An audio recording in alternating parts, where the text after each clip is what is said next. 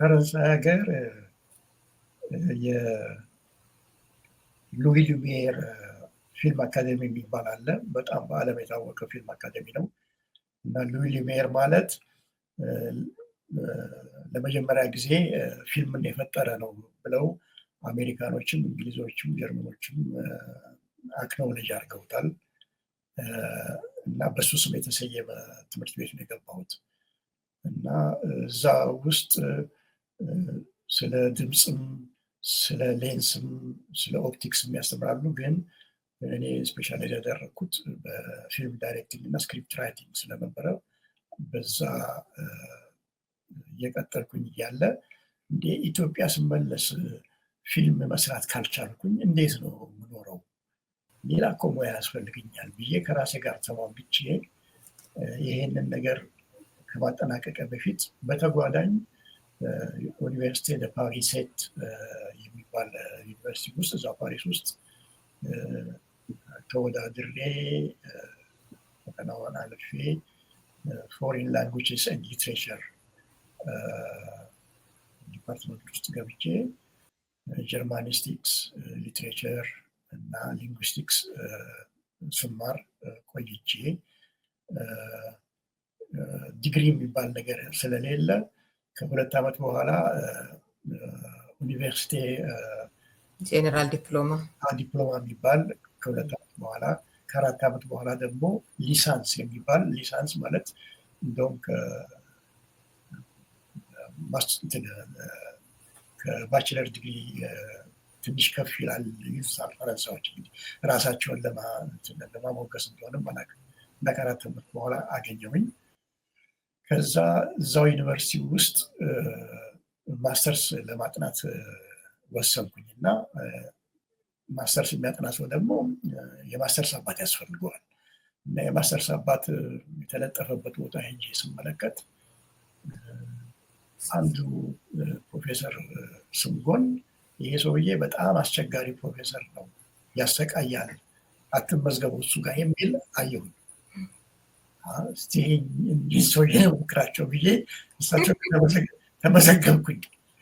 እሱ ጋር በጣም ገርሞኛል። ግን ማለት እንዴት እንደሱ አይነት ሪስክ ሊወስዱ ቻሉ? ማለት ብዙዎች አስተያየት የሰጡበት ነገር ነው። የሰውዬ ክፉ ነው፣ እሱ ጋር ትግቡ ምናምን እንዲህ የተባለ ነው እና አይ ሰዎች ዝም ብለው ሰው ላይ ስም ይለጥፋሉ ከሚል ነው ማለት መጽሐፉ ላይ ስለሌለ ምክንያቱ ማለት ነው። እስኪ ሞክረው አይነት ነገር ስለሆነ ከምንድን ነው ያንን ድፍረት? ምንድነው እሱ ሰውየው የታወቁ ሰው ናቸው እና ጀርመን ሀገርም ፈረንሳይ ሀገር ብቻ ሳይሆን ጀርመን ሀገርም ገናና ስም አላቸው እና እንትን አያውቁም፣ ኮምፕሮማይስ አያውቁም። በጣም የመሰላቸውን ነው የሚናገሩት። ጀርመን ቴሌቪዥንም ሲቀርቡ አይቻቸው ነበረ በፊት እና እሳቸው ጋር ተምሮ መመረቅ ማለት ትልቅ ነገር ነው። ግን ላይሳካ ይችላል። ያው ሲጥሩኝ ሌላ ቦታ ፈልጋለሁ። ምንድነው አንድ ዓመት ቢበላሽብኝ ነው ብዬ ነው የገባው እና ግን ስማቸው ነው የሳረኝ። ባዲያ ሲባሉ በቃ ፈረንሳይ ሀገርም ብቻ ሳይሆን ጀርመን ሀገርም የታወቁ ስለሆኑ ነው። ይሄን አልጠቀስኩኝም። ይገርማል። ብዙ መጽሐፍ ደግሞ ጽፈዋል እና የግራ ሰው ደግሞ ይባላሉ፣ ይታማሉ። የግራ ሰው ናቸው፣ በጣም የግራ አክራሪ ናቸው ተብሎ ይታማሉ እና እሱ ግን ከእርሶ ጋር ግን ያው በጣም ተደስተው መጨረሻ ላይ በግሬት ዲስቲንክሽን ሁሉ አሁን ግን በመካከሉ እውነትም ጥርት ያለ ስራ እና ጥልቀት ያለው ስራ በስተቀር እንደማይቀበሉ በጣም ተገነዘብኩኝና አለፉኝ። መጨረሻ ላይ ግሬት ዲስቲንክሽን ማግኘቴን ሁሉ ነገሩኝ። እግዚአብሔር ይመስገን በዛ ተጠናቀቀ። በጣም ይገርማልና እንዴት ነው እንደዚህ አይነት ጠየቅሽኝ? ምክንያቱም እሱ መብራራት ነበረበት። የሚገርም ነው እንግዲህ አንዳንድ ጊዜ ያው የተለያየ ስም የተሰጣቸው ሰዎች የተሰጣቸው ስም በምን ምክንያት ነው የሚለውን ስናስብ እንግዲህ የእውነት ለሙያቸው ሰውየው በጣም ስትሪክት ስለሆኑ እና የለፋ የሚያውቅ ሰውን ደግሞ ያው ውጤቱም በተገቢ ሁኔታ ደግሞ እንደሚሰጡ የታየበት አጋጣሚም ሆነ ያንን ሪስክ መውሰዶ እና የሚገርም ነው። በትክክል እንግዲህ ብዙ ነገር አሁንም ልለፍና ከ22 ዓመታት እንግዲህ የውጭ ቆይታ በኋላ ደግሞ ወደ ኢትዮጵያ ለመመለስ ወሰኑ። በጣም ይሄ የሚገርም ውሳኔ ነው የተባለለትን፣ በእርግጥም የሚገርም ነው። እንደ ሀገር ቤት ምን አይነት ነገር እንዳለ አታውቅም እንደ እየተባሉ ጭምር። እሱን እስኪ ደግሞ ትንሽ እና እንግዲህ ትምህርቴን አውሮፓ የቆየሁበትን ምክንያት ትምህርቴን እና እውቀቴን ለማዳበር ብቻ ነው እንጂ ሌላ ፍላጎት የለኝም። እዛ ለመኖር ምንም ፍላጎት የለኝም። እና አሁን እንግዲህ ጨርሻለሁ፣ ትምህርቴን አጠናቅቄያለሁ። እንደ አጋጣሚ ሰው የማይወደው መንግስት ነው ያለው ሀገራችን ውስጥ። ግን ሰው የማይወደው መንግስት አለ ብዬ ሀገሬን ሳላገለግል ጡረታ ልወጣ ነው ወይስ ምንድን ነው ብዬ ከራሴ ጋር ተሟግቼ ነው እንጂ በቀላሉ አልወሰንኩኝም።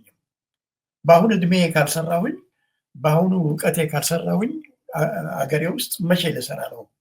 እና እውቀትስ ለምንድን ነው የሚያገለግለው? በስራ ካልተፈተነ ብዬ ልመለስ ስል አብዛኛው ሰው እንዴ ዘመድ የለህም እንደሚነግርህ የሚጽፍልህ እያሉ ሲሉ ይጽፉልኛል፣ ይነግሩኛል። ግን ህዝቡ እንደሆነው ልሁን ብዬ ወስኜ ነው ስል አይ እንደዚህ ከሆነ እንግዲህ መልካም እያሉ ተለያየን።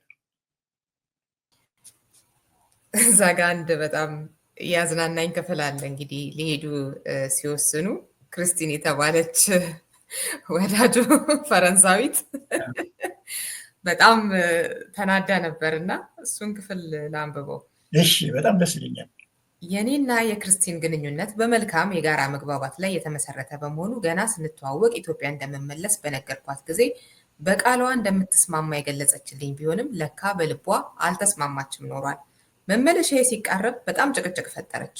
የወንድሜ ካምፓኒ አለ፣ ያለምንም ችግር መስራት ትችላለህ፣ እዚህ ሀገር ጥሩ ህይወት መምራት እንችላለን አለችኝ። የዣን ክሉድን ማተሚያ ቤት ማለቷ ነበር። በጣም ይቅርታ አድርጊልኝ፣ እኔ ሀገሬ መመለስ እንዳለብኝ ከመጀመሪያው ነግሬሻለሁ በማለት ሳስታውሳት ግልፍ ብሏት፣ ጥሩ ጊዜ ለማሳለፍ ከፈረንጅ ጋር ትዝናናለህ፣ ለጋብቻ ግን የሀገሬ ልጅ ካልሆነች አላገባም ትላለህ፣ ዘረኝነት ማለት ይህ ነው በማለት ጩኸቷን አስተጋባች። ኃይለኛ ጩኸቷ በድንገት የሀሳብ ባህር ውስጥ ገፍቶኝ ጠለቅኩኝ። ማዕበሉ እንዳያንገላታኝ እየታገልኩኝ በአይነ ህሊናዬ የቆየ ክስተት ይታየኝ ጀመር። ይኸውም እኔ የምማርበት ፓሪስ ዩኒቨርሲቲ 1 ዓመት ከኔ ቀድሞ የተመረቀ በቅርብ የማውቀው ቱኒዚያዊ ፈረንሳይቷን ወዳጁን ትቶ ብቻውን ሀገሩ ለመመለስ ሲዘጋጅ ፈረንሳይቷ ትቷት ስለሚሄድ ተበሳጭታ ራሷን መግታት ተስኗት ሽጉጥ ተኩሳ እንደገደለችው በጋዜጣ ጭምር እንደተዘገበ ትዝ ብሎኝ በሀሳብ ባህር ጠልቄ በሀሳብ ማዕበል ሰጠምኩ። በሀሳቤም ወደ ሀገሬ ለመሄድ ፓሪስ ሻርል ደጎል አውሮፕላን ማረፊያ ስደርስ ከመኪና ስወርድ ፈረንሳይቷ ወዳጄ ክርስቲን እጆቿን እያወናጨፈች እንደ እሳተ ገሞራ ገንፍሎ የሚወጣውን ቁጣዋን እየረጨች ከቦርሳዋ ሽጉጥ መዛ ስትተኩስብኝ እየታየኝ በውስጤ ስባዝን ስልክ በመጮሁ ከሀሳብ ባህር ወደ እውኑ ዓለም ተመለስክ እያሉ ይቀጥላሉ። ተርፈው ለማንኛውም ለሀገሩ በቁ ምራውታለች ማለት ነው። በጣም አደገኛ ሁኔታ ነበረ። ይገርማል። የቱኒዚያዊውን ሳነብ በጣም የሚያሳዝን ነው። እሱ ደግሞ ጂኒየስ ነው ልጁ። በጣም አውትስታንዲንግ የሆነ ውጤት አምጥቶ ሀገሩ ለመሄድ በቃ 2-3 ቀን ሲቀረው እንደዚህ አይነት ነገር ያጋጠመው እና ህይወቱ አለፈች። ይገርም ነበር። ሌላው በጣም የገረመኝ ደግሞ የአምባሳደሩ ኢትዮጵያን ይሰድባሉና ወደ ኢትዮጵያ አይሄዱም፣ ፓስፖርት አላድስም ተብለው በጀርመን ፓስፖርት እንደዚህ እንዲሄዱ የተገደዱበት አይነቱ ነገር። አረ የኢትዮጵያን አይደለም ሰድበው ያለውን አስተዳደራዊ ችግር እንደዚህ እያሉ ለማስረዳት የተገደዱበት እና አሁን እሱ በጣም ገርሞኛል። አይታበስልም፣ ያንተ ጉዳይ ዳመናው ስር ነው ያለው፣ እባክህ እኔ አልደርስበትም ማለታቸው ነው። እዛ ያለው የኢትዮጵያ ኤምባሲ ማለት ነው። ያን ጊዜ ቦን ነበር ኤምባሲው። ገርም ነው። የልደቱን ነው ያስታወስኩት። አሁን ወደ ሀገር ቤት አትገባም የተባለውን እንዴ ያኔም እንደዚህ አይነት ነገር ነበር እንዴ ብዬ ገረመኝ። የሚገርም ነው። እንግዲህ ወደ ኢትዮጵያ ከተመለሱ በኋላ ደግሞ ሀገሬን ላገልግል ብለው ያንን አይነት ስንት በትልልቅ መድረኮች የሚሰሩበትን ስንት ስም የነበሩትን ትተው ወደ አገር ቤት ገቡ። አገር ቤት ገብተው ግን የነበረው ነገር እጅግ በጣም አሳዛኝ ነበር። ሴራው፣ አሻጥሩ በቃ ለመስራት በማያስችል አይነት መልኩ መጠላለፉ የሚገርም ነበር እና ያው እንግዲህ አድማጮች ሲያነቡት ያገኙታል። እንደው ግን ሳናነሳ ባናልፈው የሚሉትን አንድ ሁለት ገጠመኞች ቢነግሩን ደስ ይለኛል። አዎ ምንድን ነው ፊልም እንዲሰራም አልተፈልገም ነበረ እና ፊልም ሳይሰራ ኢትዮጵያ 2000 ዓመት ቆይታለች እና ወደፊትም ልትቀጥል ትችላለች ምንድን ነው የሚል አይነት አቋም ያላቸው ሰዎች ናቸው። የሚገርም ነው። ደግሞ ኃላፊነታቸውን ለግል ጥቅም ብቻ እንጂ የተሰጣቸው ኃላፊነት አገር እንድዳብር አገር እንድትሻሻል አስተዋጽኦ ማድረግ እንዳለባቸው ግዴታቸውን አይገነዘቡም እና በፊልም መስክ ብቻ ሳይሆን በተለያየ መስክ እንደዚህ አይነት አሻጥር እንዳለ ከብዙ አቅጣጫ ሰምቻለሁ። እንግዲህ የኢትዮጵያ ፊልም ማዕከልን ነው እንደገቡ የፊልም ማዕከሉ አስተዳደር አምባሳደር ሲኒማ ህንፃ ውስጥ ስለነበር በተነገረኝ መሰረት ስራ አስኪያጁ ቢሮ ሄድኩኝ። ስራ አስኪያጁ አቶ አብዱ ሙዘይን የሚባል ረጋ ያለ ሰው ነው። በጥሞና አነጋገረኝ። በጣም ነው ደስ ያለን። በጋዜጣም በቲቪም ስለ ፊልም ስራ፣ ፊልም ፌስቲቫል ላይ ስለተሳትፎ ሽልማቶችን እንዳገኘ በዳኝነትም እንደሰራህ እናውቃለን። በመምጣትህ ደስ ብሎናል። ደሞዙ ሊያስደስት አይችልም። በአንተ ደረጃ ፈረንጅ ብንቀጥር ኖሮ የአንተን 10 እጥፍ እንከፍለው ነበር፣ መኪና እናቀርብለት ነበር፣ ቤት ኪራዩን እንከፍልለት ነበር አለኝ። እኔም ደሞዝ እኔን አያስጨንቀኝም ስራው ይሳካ እንጂ በማለት ስመልስለት በር ተንኳኳ። እንዲህ እያሉ ይቀጥላሉ እና ከዛ በኋላ የገጠሙት ግን ቅድም እንዳልኩት አይነት በጣም ውስብስብ ያለ በጣም አናዳጅ የሆነ ነገር ነው። መጨረሻው ላይ እንደውም እኚኛው ኃላፊ ከተቀየሩ በኋላ ስራ አስኪያጅ 2 ነው ብለው የሚገልጿቸው እሳቸው ደግሞ በጣም የሚገርም አይነት ስራውን እንዲጨቆን የሚያደርጉ አይነት ሰው ሆኑ እና ምናልባት እሱ ጋር ለምንድን ነው በስም መጥቀስ ያልፈለጉት የሚለውም ትንሽ ቢሉበት። እሺ በስም መጥቀስ እችል ነበረ፣ ግን ይሄ ግለሰብ የሰራው ስራ የግለሰቡ ድርጊት ነው እና የዚህ የግለሰብ ድርጊት ቤተሰቡ ላይ፣ ልጆቹ ላይ፣ ወዳጆቹ ላይ ምንድነው ጥላ እንዳያጠላ እና ጭንቀት ውስጥ እንዳይገቡ በመፈለግ ነው። የሆነ ሆኖ የስራ ምደባውን በደንብ አድርጌ የመስሪያ ቤቱን ስም ስለጠቀስኩ የስራ ድርሻውንና ኃላፊነቱን ቦታ ስለጠቀስኩ ማወቅ የሚፈልግ ሰው በቀላሉ ማወቅ እንደሚችል ደግሞ የታወቀ ነው እና በዚህ ምክንያት ነው ቤተሰቡንና ልጆቹን እንትን ውስጥ ጭንቀት ውስጥ ለማስገባት ነው። ይገርማል። መስሪያ ቤቱ ከተጠቀሰ፣ የስራ መደቡ ከተጠቀሰ፣ ኃላፊነቱ ከተጠቀሰ ለማወቅ የሚፈልግ ሰው ሰርስሮ ማወቅ ይችላል ማን እንደሆነ እና በተለይ እዛው አካባቢ በተመሳሳይ ሙያ ውስጥ ያለ በተለይ በዛ ዘመን የነበረ ሰው በደንብ ደግሞ ምንም ነገር ሳይሰረስር በደንብ በግልጽ ያውቀዋል እና እዛ ደረጃ ላይ መውረድ አልፈለግኩኝም። ከሌ መጥፎ ሰው ነበር ያለ ማለት ነው። ከዚህ ይልቅ መጽሐፌ ውስጥ በብዛት ብተርከው የተቀደሰ ሀሳብ ኖሯቸው ይቅርታ ገንቢ አስተያየት ኖሯቸው እና ገንቢ ድርጊቶችን የሚያደርጉት ሰዎች በስም ጠቅሻቸዋለሁ። እነሱ ከና አባታቸው ስም ለምን የቀጣዩ ትውልድ ባልደረቦች እነዚህን በጎ አስተሳሰብ ያላቸውና ገንቢ ስራና ገንቢ ሀሳብ ያላቸውን ሰዎች በአርአያነት እንዲላበሷቸው ተስፋ በማድረግ ነው።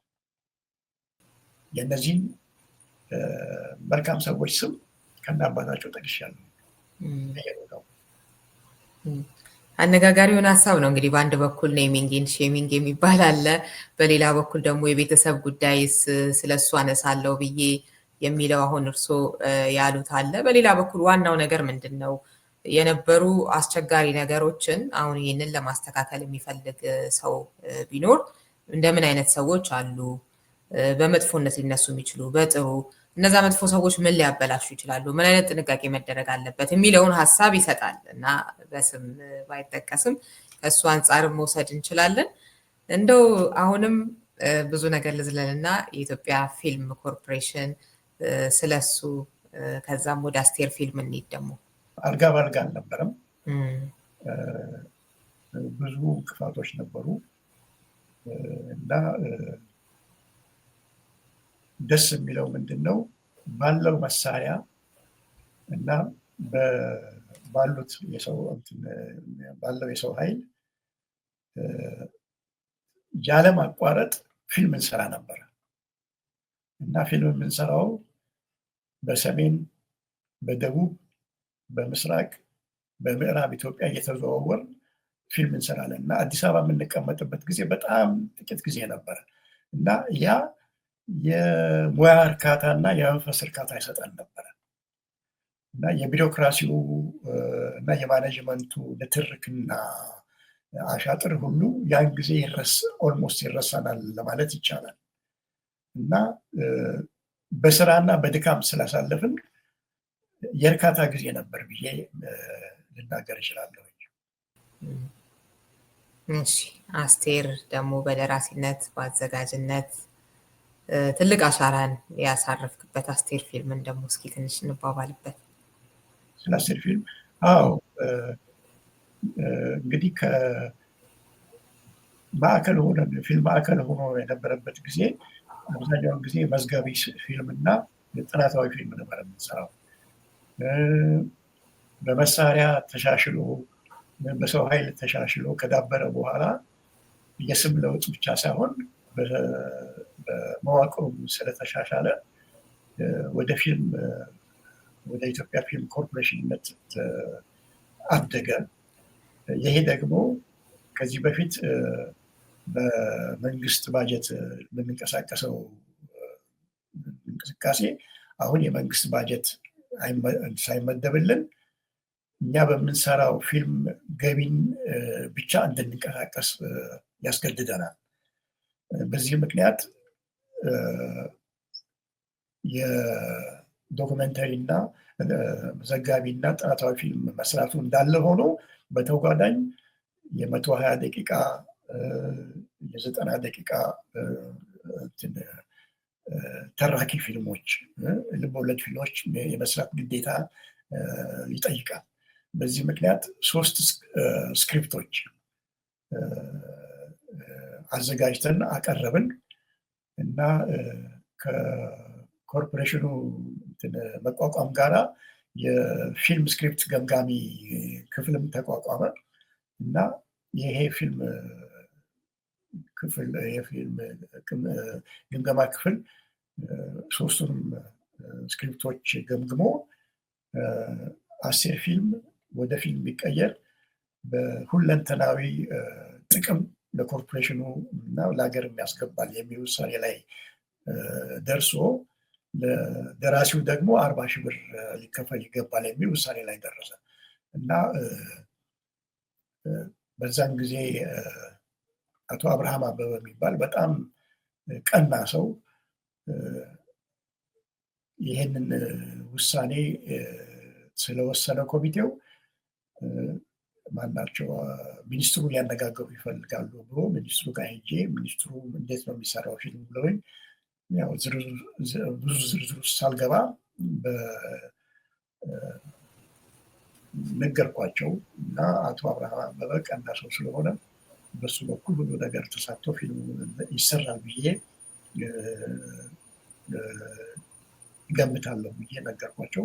በዛ መሰረት ፊልሙ ተጀመረ እና ከተጀመረ በኋላ ሊጀመር የቻለው ደግሞ ስራ አስኪያጅ 2 ሐኪም ቤት ስለገባ ነው። ሐኪም ቤት ከመግባቱ በፊት ስለ ሙያተኛ ክፍያ ተጨቃጭቀን ሙያተኛው አይከፈለውም የፕሮፌሽናል ፊልድ ወስኖ ገባ። የተዋናይ ክፍያ ግን እልባት ሳያደርግ ሐኪም ቤት ስለገባ እና እሱን ወክሎ አቶ አብርሃም አበበ ይሰራ ስለነበረ አቶ አብርሃም አበበ የተወሰነውን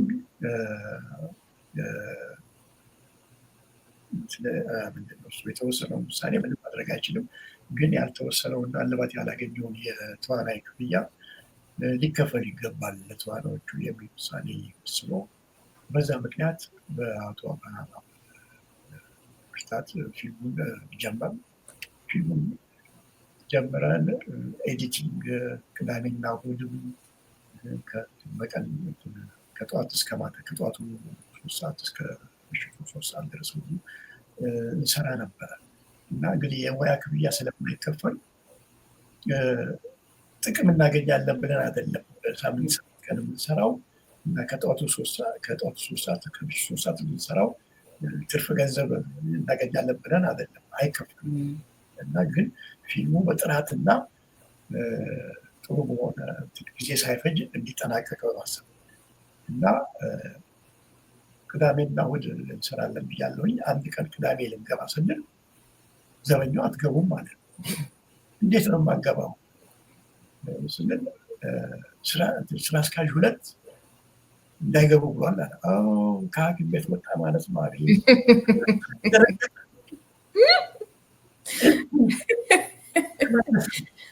ተመለስንና ቅዳሜን አልፈን እሑድ አልፈን ሰኞ ዕለት ሄጄ ምንም ሳይከፈለን እኮ ነው በቀን ትንሽ ድምፅ ምንም ሳይከፈለን ይሄ ሁሉ ሰዓት የምንሰራው ለክፍያ ብለን ሳይሆን ጥራት ያለው ስራ በአጭር ጊዜ ውስጥ ለመጨረስ ነው። እባክህን ቅዳሜና እሑድ ፍቀድልን ስንለው በልመና ነው የልመና እህል ስንለምነው ተፈቀደ።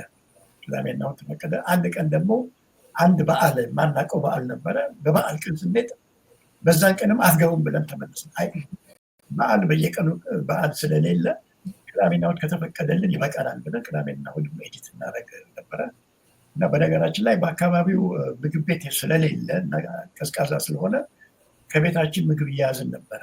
የራሳችን ምግብ ምሳም እራትም እየተመገብን ኤዲት የምናደርገው።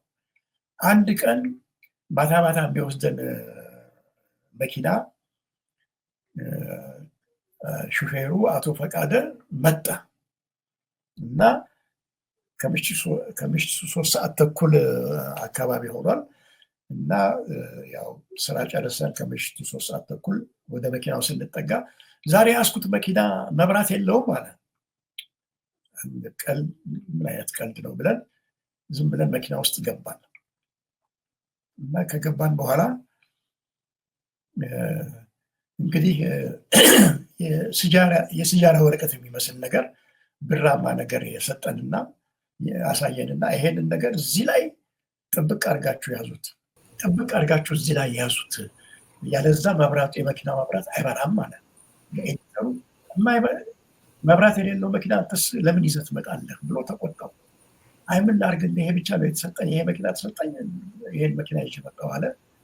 እኔ ደግሞ ጥሩ መፍትሄ ያገኘው መሰለኝና አይ መብራት በሌለው መኪና ከምንሄድ ገደል አለው ይሄ የፈረንሳይ ሌጋሲዮን፣ ከፈረንሳይ ሌጋሲዮን በላይ ነው ኤዲቲንግ የምናካሄደው ፊልም ኮርፖሬሽን ኤዲቲንግ ስቱዲዮ እና ያ ሁሉም ገደል ለማለፍ አንችልም። ስለዚህ ከነ መኪናው ገደል ውስጥ ከምንገባ በእግራችን ዝም ብለን እንሂድ አልኩኝ።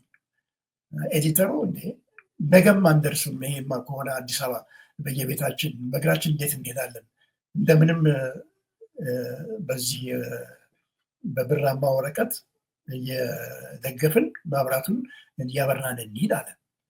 እንግዲህ ይደክማል፣ እጅ ስለሚደክም ስንቶ ገደል አፋፍ እንደርሳለን። ከዛ ከገደል አፋፍ ደግሞ ማብራት እናበራና ወደ ትክክለኛው መንገድ እንሄዳለን።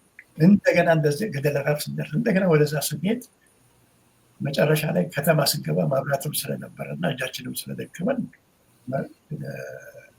መኪናውን ዝም ብለን ያለ መብራት ስንሄድ ትራፊክ አቆመን እና ስናስረዳው ትራፊኩን እናንተን አንፈልጋችሁም፣ አንተና ኤዲተሩን ማለት ነው፣ ሾፌሩ እና መኪናው ግን ይታሰራል እና አሁን ፖሊስ ጣቢያ ይሄዳል አለ። በቃ እንግዲህ ምን ማድረግ እንችላለን፣ ቤት መግባት አለብን እኛ ብለን ሄድ እና በኮንትራት ታክሲ በየቤታችን ገባል። እና በማግስቱ ጠዋት ወደ ማኔጅመንት ሄጄ ስራ አስኪያጁ ቢሮ ብቅ ስል ደነገጠ። እንዴ ኤዲት አላደረጋችሁም እንደ ትናንት ማታ አለ። አይ እስከ ምሽቱ 3 ሰዓት ኤዲት አድርገናል አልኩት። ታዲያ እንዴት መጣ አለ። አይ መኪናው ገደል ገብቷል። እኔን ታዲያ አንተ እንዴት ዳንክ አለ። እኔ እግዚአብሔር ያወጣኝ አልኩት። ደነገጠ። ከዛ ስልክ ይደውልና መምሪያ ኃላፊውን ይጠራል። ለመምሪያ ኃላፊው እኔ ልክ የነገርኩትን ሲነግረው አይ እንደዚህ አይደለም ያለ መብራት ሲሄድ ተይዞ መኪናው ታስሯል አለ። እና የረሳሁት ምንድን ነው መኪናውን እኮ ስንፈልገው ነበረ ለማሰራት አለ። ፈረንሳይ ለጋ ሲሆን ገደል ውስጥ ከመግባቱ በፊት ነበረ ማሰራት አልኩት። ከዛ በኋላ አረጋጋው። ይሄ መምሪያ ኃላፊው አይ ታስሮ ነው እንጂ መኪናው አልተገለበጠም ስላረጋጋው እሱ ተረጋጋ። ከዛ ባካችሁ ዛሬ ማታ ግን መብራት ያለው መኪና ነው እና ይሄን ይመስላል። የሚገርም ነው። የአስቴር ፊልም እንግዲህ ቦታ ነው ያለው። ብዙ የሚያዝናኑ ነገሮችም አሉት። እስኪ ከፊልሙ አይተን እንመለስ። ምን ይመስል ነበር ቀረጻው እንደዚህ የሚለውን በተወሰነ መልኩ አንቺ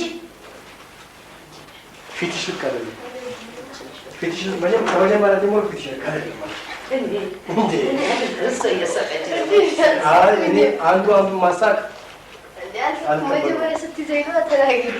ስትይዘኝ አይደል እንዴ ምን ቶራት ልጅ በእኔ እኮ ከዚህ መጥቼ ገናዛስ ክብርስ እሺ መጀመሪያ ስትይዘኝ ነው ሳካ አንቺ አልታይም ብለሽ ብትስቂም እሷን ታስቂያታለሽ። እሷ ትታያለች። አይሽ ፊት ለፊት አስዋለች።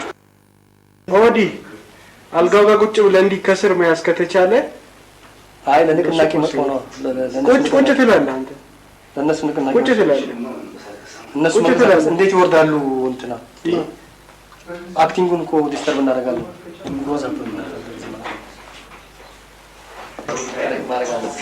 አሁን ዝም ብላችሁ ነበር ምን እንደምትሰሩ አይታወቅም። እሷ ተሰቅቀኛለች። አንቺ መጀመሪያ መያዝ አለብሽ። አንቺ መጀመሪያ ውጥር አድርገሽ መያዝ አለብሽ። ሳከብሮት ጊዜ አሁን ስራ ብላት ገፈተረኛለች። በመጀመሪያ ከዛ ከገፈተረች በኋላ ትናገሪያለሽ። አንቺ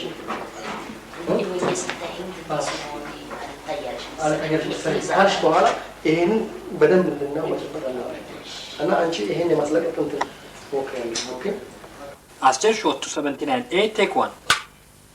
Action.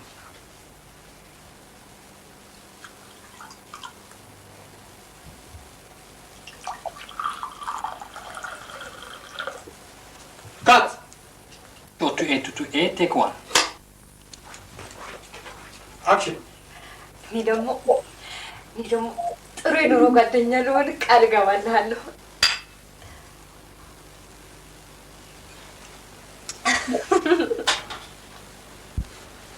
Cut. Roll camera. Rolling. Mark it. Aster shot to A take 2. Action. እኔ ደግሞ ጥሩ የኑሮ ጓደኛ እንደምሆን ቃል እገባልሃለሁ። ደስ ይላል። እንግዲህ የዛን ዘመን አስቴር ሲሰራ የነበረውን ልምምድ እና ኤልሳቤጥ መላኩ ተፈሪ ያለው የሚገራርሙ አጋጣሚዎችም አሉ። ትጨምርበታለህ ከመጽሐፉ። ዝም ብዬ 1-2 ነገር ላንብብና ለምሳሌ የኮንቲኒቲን ጉዳይ በተመለከተ በቅድመ ዝግጅት ጊዜ ተዋናያኖቹን ካሰለጠንኩ በኋላ በቀረጻ ጊዜ ምን ጥንቃቄ ማድረግ እንዳለባቸው በዝርዝር ነገርናቸው። ይሁን እንጂ የተነገራቸውን ማስጠንቀቂያና ማሳሰቢያ በመርሳት የፊልሙን ቅደም ተከተል በአልባሳትና በጌጥ አጠቃቀም ከተሰጣቸው መመሪያ ውጭ ሲሰሩ እናገኛቸዋለን። ለምሳሌ የምሽት ክለቡ ትዕይንት ላይ አንዷ ተዋናይ እኛ ሰተናት ሰኞ አድርጋው የነበረውን የጆሮ ጌጥ ማክሰኞ ቀረጻ ላይ ያንኑ ጌጥ እንድታደርግ ስንሰጣት እሱን ትታ የራሷን ሌላ ጌጥ ስታደርግ የሰኞና የማክሰኞም ቀረጻ ፊልሙ ላይ የ1 ደቂቃ ጊዜ ስለሆነ በፊልም የተከታታይነትና ቀጣይነት ስህተት ይፈጥራል እያሉ አጋጣሚ በጣም የሚገርሙ ነገሮች አሉበት፣ የሚያዝናኑም። ለምሳሌ ግምጃ ቤቱ ሰራተኛ ጠዋት የለበሱትን አልባሳት ለብሰው ይቀረጹ፣ በቀን 2 ጊዜ ለምንድን ነው መቀየር ያለባቸው የሚለው መቆጠቡ ነው።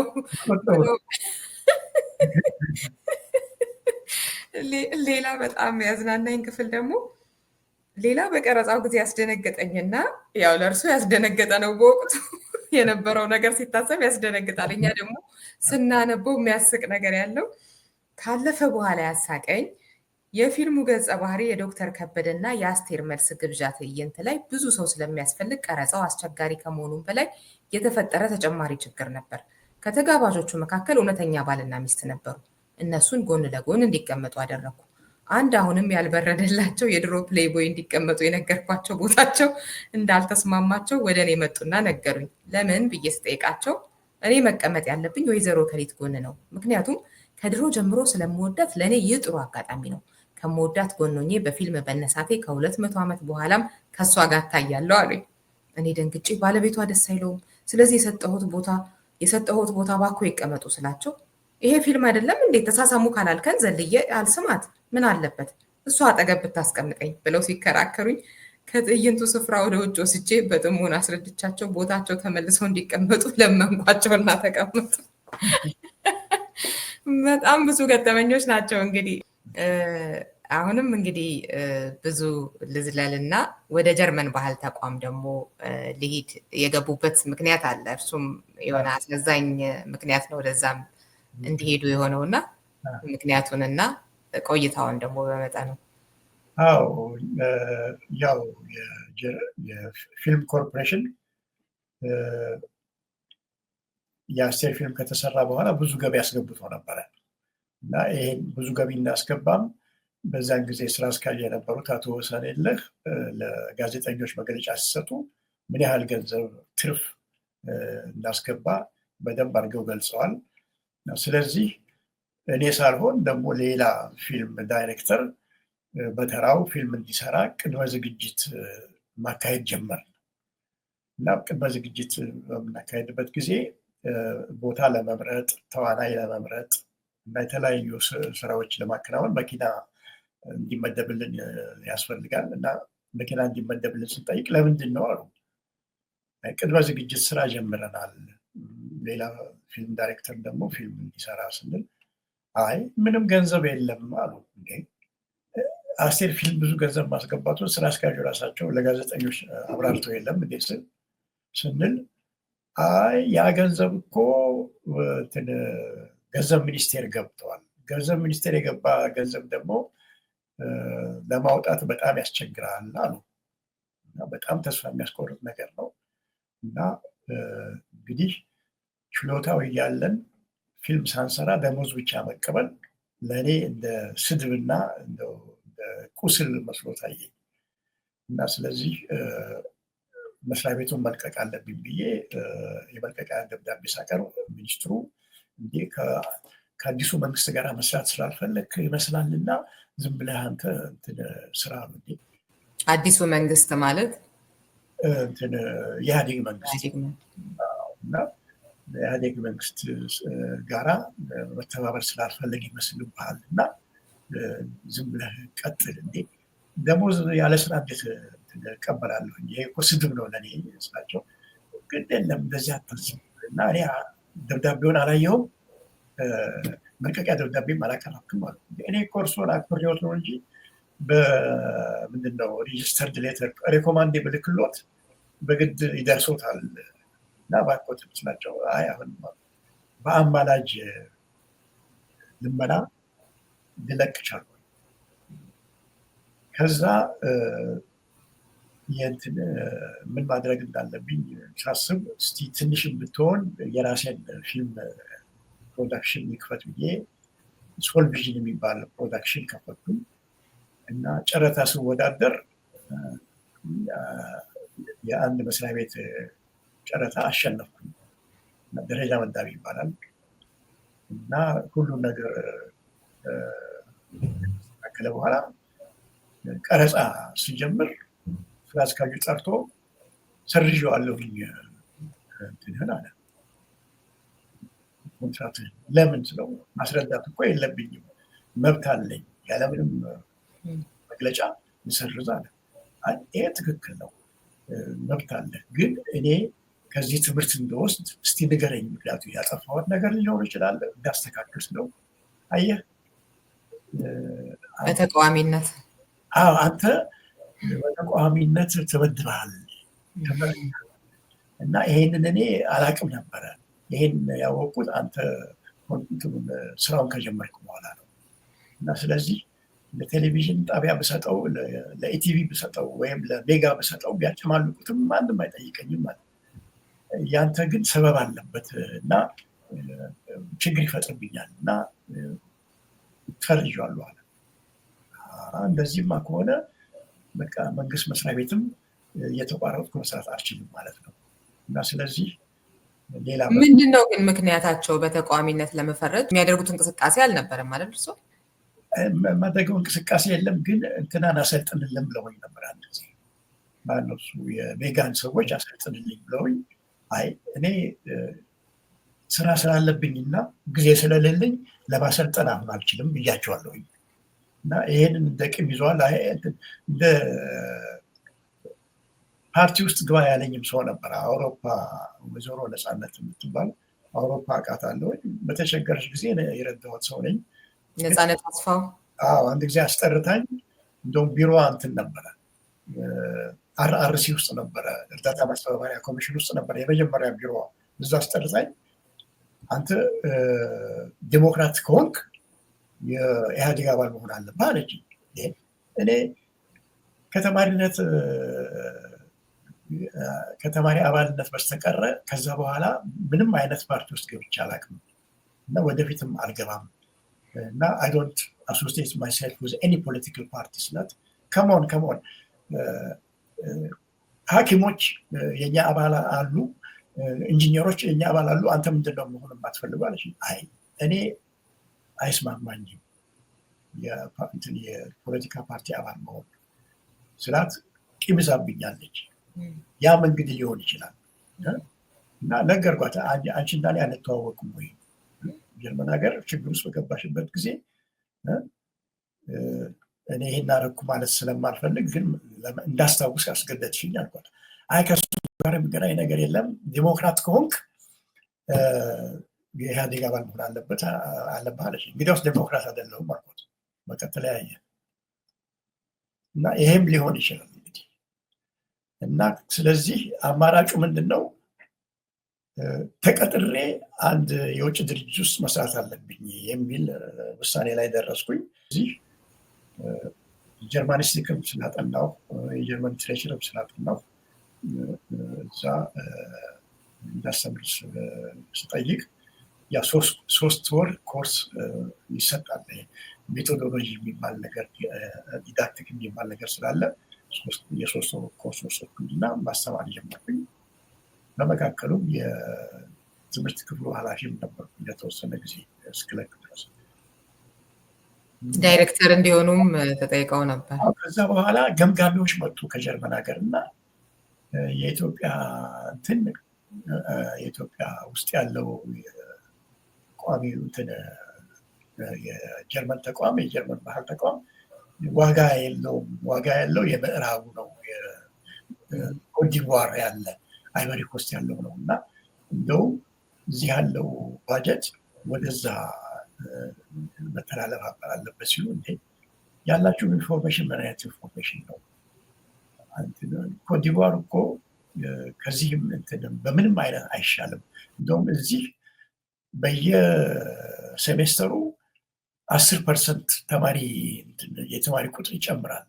እንደውም በየጊዜው ክፍያው ቢጨምርባቸውም የተማሪው ቁጥር እየቀጠለ የሄደ በጣም ሰክሰስፉል የሆነ ተቋም ነው እና እንዴት እንደዚህ ትላላችሁ ስል አይ እንደዚህ አይነት ውሳኔ ወስነን ነው የመጣ ነው አሉ። እና በነገራችን ላይ 50% ወደዛ ወደ አብጃን ይሄዳል። አሁን እንትንነቱን የተቋሙ ዳይሬክተር አንተ እንድትሆን ተወስኗል አሉ። አይ 50% ከባጀቱ በተቀነሰበት ሁኔታ እኔ ስራ ሳካሄድ እንደ በፊቱ የተሳካ ሊሆን አይችልም እና ጉዳዩ የማይገባው ሰው ኢትዮጵያዊ ከተመደበ በኋላ የተቋሙ እንቅስቃሴ ተበላሸ የሚል ወቀሳ ሊደርስ ስለሚችል እኔ አይኔ እያየ ገደል እንገባ አልተባበራችሁም አልኩኝ። ከዛ ደሞዝ እኮ እንደ ፈረንጅ ደሞዝ ነው የሚከፈል እንጂ እንደ የሎካል ደሞዝ የሚባል አለ። እንደ ሎካል ደሞዝ አይከፈልም እና ከአሁኑ 9 እጥፍ ይበልጣል አሉ። አይ ስራ የምሰራበት ባጀት ተቀንሶ ደሞዝ ቢጨመርልኝም ስራው ሊሳካ ስለማይችል እኔ እዚህ ውስጥ አልገባም የሚል ውሳኔ ላይ ደረስኩ። እሺ አሁንም እንግዲህ አለፍ እያልን እንሄዳለን። የጀርመን ባህል ተቋምም ላይ ብዙ የሚነሱ ነገሮች አሉ። የሚዲያዎችን እንደዚሁ ሽፋን በተመለከተም የጋዜጦችን እንግዲህ እንደዚህ ይወጣ ነበር። A country needs film policy to develop the film industry with who ላይ ደግሞ ሰለሞን በቀለ ወያ በሚል እንደዚህ አይነት ጽሁፎች ነበሩ ይወጡ የነበሩ። እንግዲህ የተወሰነውን ነው እያሳየውኝ ያለሁት፣ አድማጮቻችን ራሳቸው ማየት ይችላሉ። እና እሱንም እስኪ በወቅቱ የነበሩ ዘገባዎች፣ ሽፋኖች ምን ይመስሉ ነበር? ይህንን ለምንድን ነው የጠየቅኩኝ? አሁን ላይ ደግሞ መታወቅ ያለባቸው ሰዎቻችን አንተን ጨምሮ በበቂ ሁኔታ እየታወቁ ነው፣ ከስራቸው እያተረፍን ነው ብዬ አላስብም። እና ከሱ ጋር እያገናኘ ትንሽ ብትል ደስ ይለኛል። ይቸግረኛል፣ በዚህ መናገር ይቸግረኛል። ለምንድን ነው እሱ ከቸገሩት? አሁን ለምሳሌ ስለ ኡስማን ሴምቤን የሚናገሩት አለ አይደለ? ሄደው ለመጎብኘት የመቃብር ስፍራውን ትውልድ ሀገሩ ወጣቱ ያንን የሚያክል እናንተ ፊልም ሰሪዎች ጋር ትልቅ ዝና ያለው ሰው፣ ነገር ግን ወጣት ፊልም አፍቃሪ ነን የሚሉም የሚያውቁት ፊልም ሌላውን ሆኖ ሲጠይቁ በቃ እንዴት አድርገው ያገኙ እና አዝናችሁ የተመለሳችሁበትን አጋጣሚ የሚናገሩት አለና ምናልባት እሱም ላይ በመጨመር ሊከብድ ይችላል። አዎ ስለ ራስ መናገር ምናልባት እሱን ካልፈቀዱም ስለ ሌሎች ሰዎቻችን፣ ስለ ሌሎች ትልቅ ሰዎቻችንም በዚሁ በኡስማን መንገድ ወደ ሀገራችን ሲያመጡት እሱን ምን ይሰማዎታል? አዎ በአንድ ወቅት አዲስ አበባ ዩኒቨርሲቲ ውስጥ የ3ኛ እና የ4ኛ ዓመት የፊልም የቲያትር ዲፓርትመንት ተማሪዎችን እና የማስተር ፕሮግራም ተማሪዎችን አስተምር ነበረ እና ለነሱ የታወቀ ሰው መጥቶ ንግግር ቢያደርግላቸው በጣም ይጠቅማቸዋል በሚል ምሳቤ ፕሮፌሰር ኃይለ ገሪማ መጥቶ ንግግር እንዲያደርግላቸው ጋብዣው በደስታ ብሎ መጥቶ ንግግር ሲያደርግላቸው ገና ሲጀምር ምንድን ያለው ሰለሞንን አታውቁትም መሰለኝ እና ከነከሌ ጋራ ከትልቅ ፊልም ሰሪዎች አፍሪካ ፊልም ሰሪዎች ጋራ ይሰራ የነበረ ነው። እዚህ ሀገሩ መጥቶ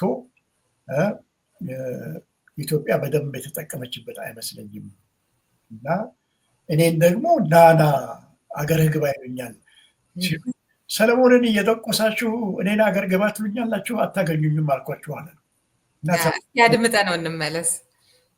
በጣም ሲባል ሰለሞንን እየደቆሱ እኔን አገር ግባ ይላሉ።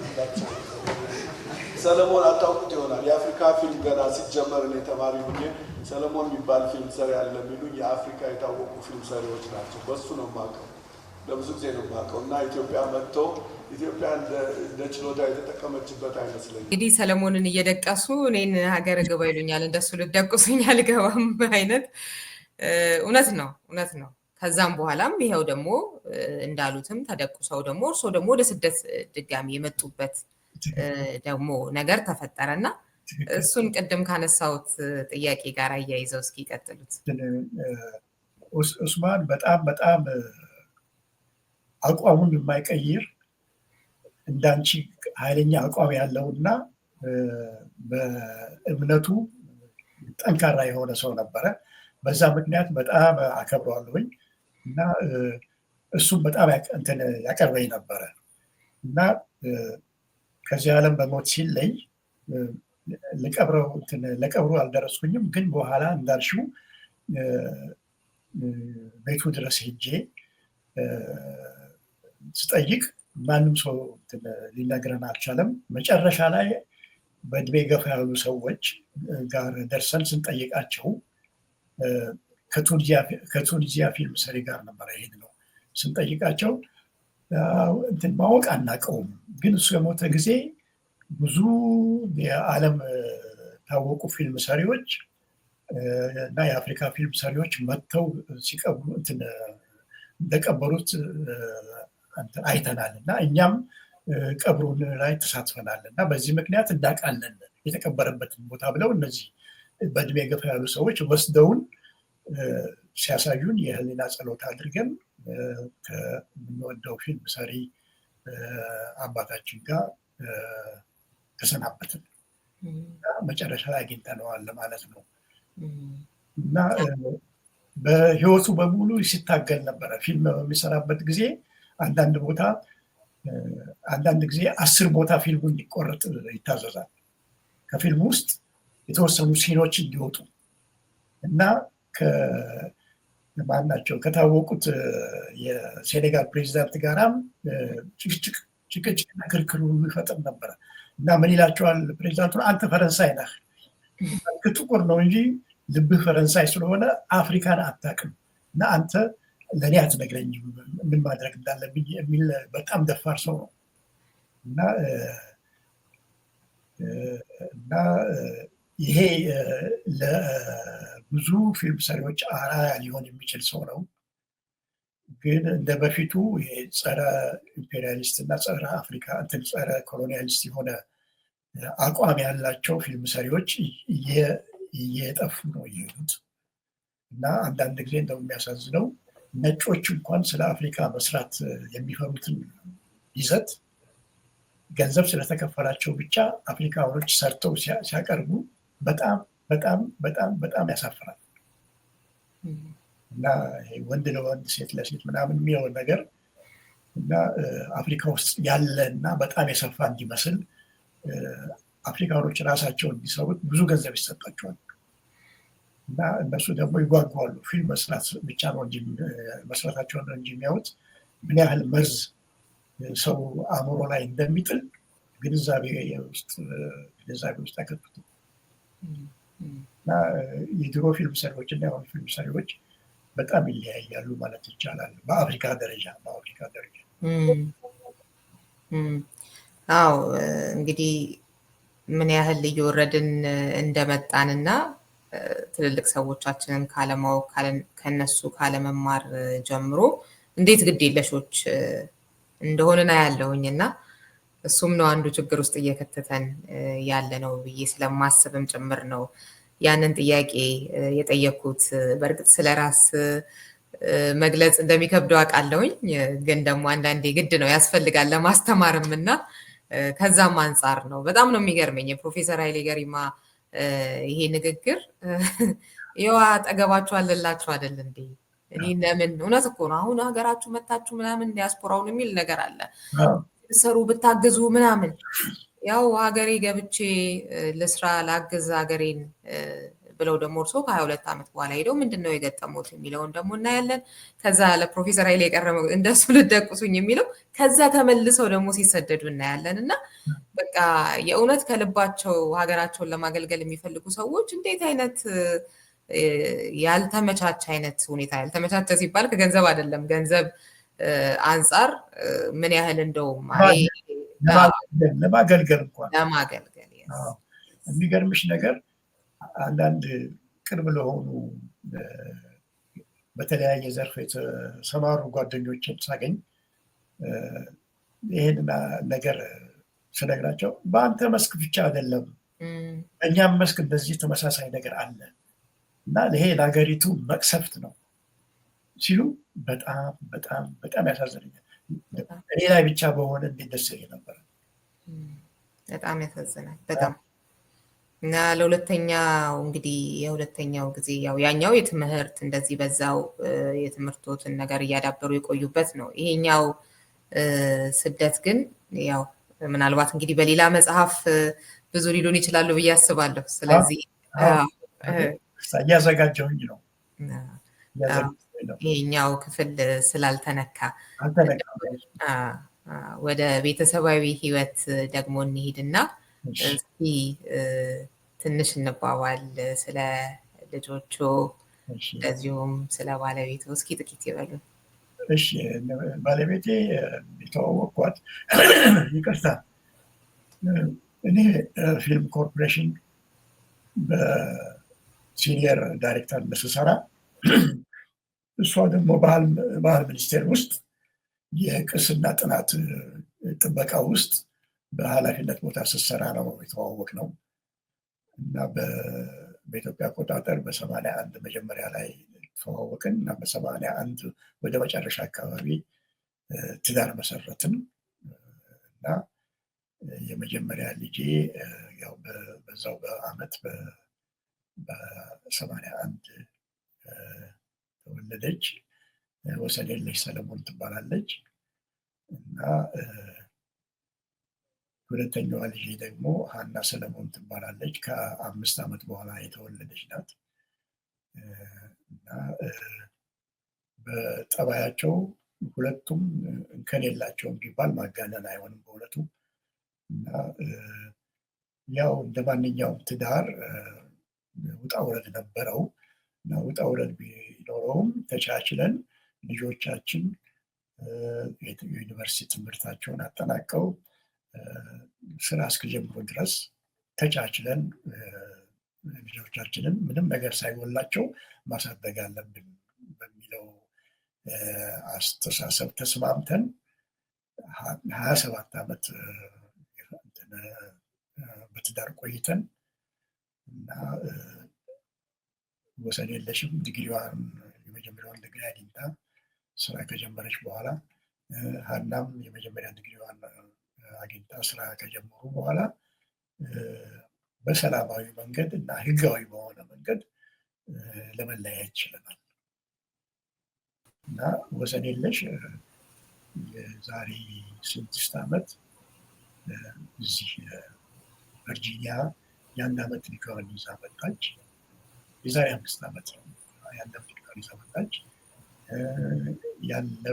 ያለፈው ዓመት ደግሞ ሁለተኛ ልጇን ወለደች። የመጀመሪያው ልጇ ማያ ትባላለች። ሁለተኛ ልጇ ደግሞ ሶፊ ትባላለች።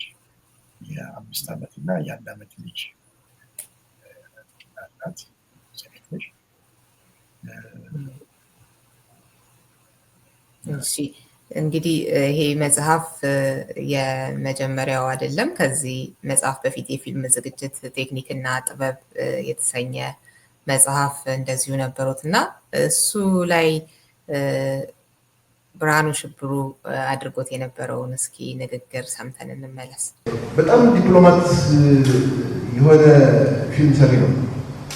ነገሮችን በሙሉ በዝምታ ይቀበላቸዋል። መዓት ቢያወርዱበት ከእኔ የበለጠ እሱ ያውቀዋል። እኔ ከዛ በኋላ ነው ያለ ያሰሩ ያ ስንመጣ እንትኖችን ይሄ ምንድነው ሂልጥፋ ቀጠሬ የሚለው ደረጃ ላይ ይወጣ ነው። አስብ ሰለሞን ግን ስራውን ብቻ ነበር ሰራ ቪዲዮ የዛ ጊዜ ፊልም መስራት ማለት ፊልም መስራት ቀርጾ ማስቀመጥ ብቻ አይደለም። ይቀረጻሉ፣ ሪፖርት ይጻፋል፣ የካሜራ ሪፖርት ይጻፋል።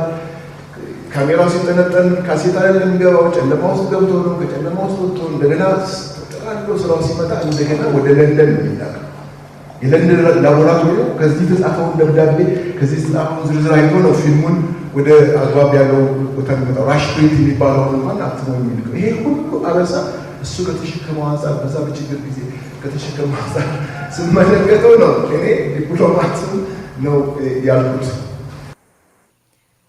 እንግዲህ ይገርማል። አንዳንድ ጊዜ ለአሁኑ ትውልድ መንገድ የሚመቻቸው እና ያለፈው ትውልድ የሚያልፍበት ነገር አለና እሱን አይነቱን ነገር ከባህሪው ጋር እያነሳ የገለጸበት ንግግር ነው። እንግዲህ የመጽሐፉ ምረቃ ላይ ደመቅ ያለ ነበር። እንደው የተወሰነውን ክፍል እንደዚህ እያየን እስኪ ምን ይመስል ነበር የሚለውን እንደገና የመጽሐፉን ይዘትም ትንሽ እስኪ ይንገሩ። እሺ፣ መጽሐፉ እንግዲህ ፊልም ለመስራት የሚፈልግ ሰው በሙሉ ሊጠቀምበት የሚችለው እንትን ማብራሪያ አለው። በጣም ዝርዝር የሆነ ማብራሪያ እና እንደውም ፊልም መስራት የጀመረ ሰው ቢሆን እውቀቱን ለማዳበር በጣም የሚረዳው አይነት ጽሁፍ ነው እና አሁን እንደሰማሁት ብዙ ቦታ መማሪያ መጽሐፍ ሆኖ እንደሚያገለግል ተነግሮኛል። በነገራችን ላይ 50 ኮፒ ለተፈሪ መኮንን ትምህርት ቤት በነፃ አበርክቻለሁ የዛሬ 3 ዓመት እና በተለያዩ ተቋሞች ውስጥ እንደ ትምህርት መማሪያ መጽሐፍ እንደሚጠቀሙበት ሰምቻለሁ። አንቺን በደንብ አድርገሽ በዛ ኢሳት ሆኜ ተወያይተንበታል። ኢሳት ሆነሽ በደንብ አድርገሽ አንብበሽ ጊዜ በትጋት እንደምትሰሪ ሁሉ በዝርዝር ለማስረዳትሽ ከኔ የበለጠ አንቺን ነው ሰው በጣም ያደነቀው። ከመተዋወቃችን በፊት በዝና ስለማቅሽ በአቋምሽ እና በስራሽ አከብርሽ ነበረ። ኢሳትን ከለቀቅሽ በኋላ ደግሞ በተለያየ አጋጣሚ በስልክም ሆነ በኢሜይልም ሆነ በኢቨንት ላይ ስንገናኝ ብዙ ስለ አንቺ ማወቅ ስለቻልኩ የበለጠ ላደንቅሽ እና የበለጠ ላከብርሽ ችያለሁ። በጣም ነው የማመሰግነው። ፈጣሪ ያክብርልኝ። እንደው በግላቸው ስለ ፊልም ለማወቅ የሚፈልጉ ሰዎች ቢኖሩ ይሄ መጽሐፍ አሁን ገበያ ላይ አለ? እንዴት ነው ሊያገኙ? ገበያ ላይ አለ። እዚህ ስካይላይን የሚባል ቦታ ላይ የኢትዮጵያ ትሞች አሉ አይደለም፣ መደብሮች፣ ሬስቶራንቶች እዛ አለ። አሌክሳንድሪያ ያለው ደግሞ ናዝሬት ገበያ እዛም አለ። ከዚህ መጽሐፍ ጋር አብሮ ተቀምጧል፣ ማግኘት ይቻላል። ይሄኛውንም መጽሐፍ በዛው ይንገሩ። ሌላ ተጨማሪ ቦታዎች የሚገኙበት ምልሰትንም ማለት ነው። ምልሰት በተጨማሪ ከባለፈው ከተነገረው በላይ ሜሪላንድ የሚገኙ ሬስቶራንቶች እና ገበያዎች ውስጥ አለ። ያው ሳንኮፋ ተናግረናል። ዲሲ ውስጥ ደግሞ ምናልባት ማስታወቂያውን የማያስታውሱ ይህን ፕሮግራም እንደ አዲስ የሚያዩ ሰዎችን ቢኖሩ እሱን ታሳቢ አድርገው እና እንትን ማነው እሱ ዳማ አለ። ማነው እሱ ናዝሬት የሚገኘው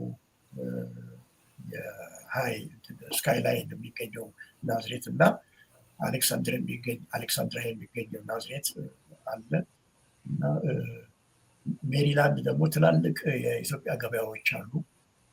እዛ 3ቱም ቦታ ማግኘት ይቻላል እና ዲሲ አበሻ ሬስቶራንት የሚባል ዲሲ ደግሞ እዛም አለ እና በአጠቃላይ የኢትዮጵያ ምግብ ቤትና የኢትዮጵያ ገበያ ያለበት ቦታ ምልሰት ይገኛል። ኢትዮጵያስ እና ከዲኤምቪ አካባቢ ውጭ ያሉ አንባቢያን ቢፈልጉት ከየት ያገኙታል?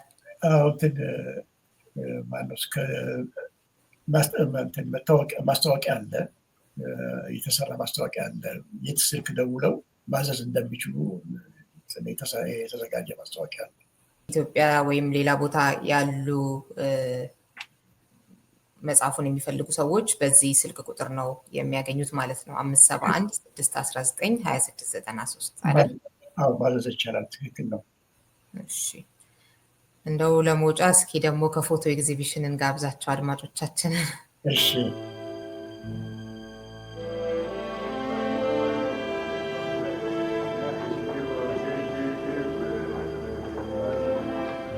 ጥር 16 ቀን 1981 ማምሻውን በጀርመን ካልቸራል ኢንስቲትዩት ተከፍቶ በመታየት ላይ ስላለው የፎቶግራፍ ኤግዚቢሽን አንዳንድ ነገሮችን ለማለት ፈልገን ነው። ከውጭ ተሰባስቦ የመክፈቻ ስነ ስርዓቱን ይጠብቅ የነበረው ሰው እየተከታተለ መግባት ከጀመረ ጥቂት ቆየ። ተፈጥሯዊ አካባቢን፣ የተለያዩ የስፖርት አይነቶችን ሌላም ይዞ የወጣው የፎቶ ኤግዚቢሽን አንዳንዱ ቦታው በእጅ የተሰራ ንድፍ ወይም ስዕል እንጂ ፎቶ መሆኑ ፈጽሞ ያጠራጥር ነበር። ይህንንም ለማለት የሚያስደፍረው በፎቶግራፉ ላይ የሚታየው ዋነኛው ስዕል በአካባቢው ይበልጥ ውበት ሊሰጡት ከሚችሉት የተፈጥሮ ጸጋዎች ጋር ተጣጥሞና አንዱ ለሌላው ጌጥ ሆኖ እንዲታይ ወይም እንዲነሳ መደረጉ ነው። ለዚህም ይመስላል እውቁ ደራሲ ጸጋዬ ገብረመድኅን ካሜራዊ ዓይንህ ያልታየ ያያል፣ ያልታየ ያሳያል፣ ቴክኒካዊ እይታ ህይወት አምጦ በአዲስ ይወልዳል፣ ርቱዕ ድንግላዊ ዓይን ነውና እሰየው አቆየው፣ ይህም ልዩ ስታይልህን በበለጠ አበልጽገው የሚል አስተያየት የሰጧቸው። እስኪ ስለ ሎሬት ጸጋዬ አስተያየትም እንግዲህ ሰምተናል። ኤግዚቢሽኑ ቀንስ ምን ይመስል ነበር የሚለውን እና ይህንን አስተያየት ሲሰጡ ሎሬት ጸጋዬ የነበሩበት ሁኔታ ምን ይመስል ነበር እንዲህ የሚለውን እሱን እስኪ ደግሞ። አሁን ጋሽ ጸጋዬ ገብረመድኅን ብዙ ጊዜ ያበረታታኝ ነበረ እና 3 ኤግዚቢሽን ሲከፈት 3ቱም ኤግዚቢሽን ላይ ተገኝቶ ተመሳሳይ አስተያየቱን ሰንዝሮ በጽሁፍም አስፍሮታል እና ፈርሞበታል እና ብዙ ጊዜ ለምሳሌ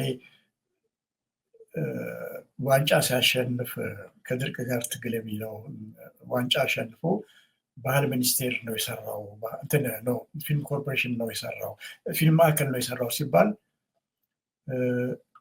ሜትር አርቲስት አፈወርቅ ተክሌም ጓድ ጸጋዬ ገብረመድኅንም ጋሽ ጸጋዬ ገብረመድኅንም እንዴ ፊልም ማዕከል ነው የሰራው ስትሉ ህንፃው ነው እንደ የሰራው ፊልሙን የሰው ጭንቅላት አይደለም ወይ የሰው አእምሮ አይደለም የሰራው የሰው ስም ማንሳት ለምንድን ነው እሱ የሚከብዳችሁ ብለው አስተያየታቸውን ሁለቱም ገለጹ እና ይገባቸዋል ይመስለኛል ምን አይነት